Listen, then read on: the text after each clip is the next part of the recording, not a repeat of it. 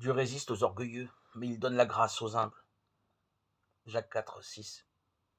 Jésus s'est abaissé lui-même, étant devenu obéissant jusqu'à la mort, et à la mort de la croix.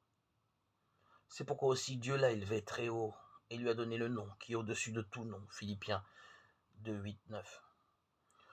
Nous avons une tendance naturelle à vouloir être grand, l'orgueil est comme enraciné en nous.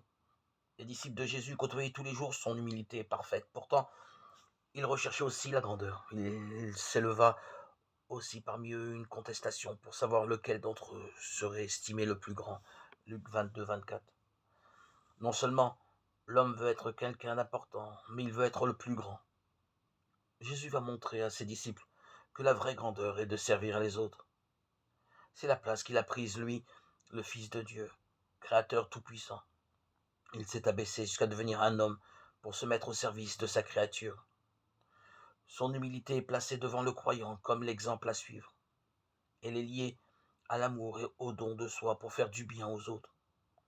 Quiconque s'élèvera sera abaissé, et quiconque s'abaissera sera élevé, dit Jésus. Matthieu 23, 12.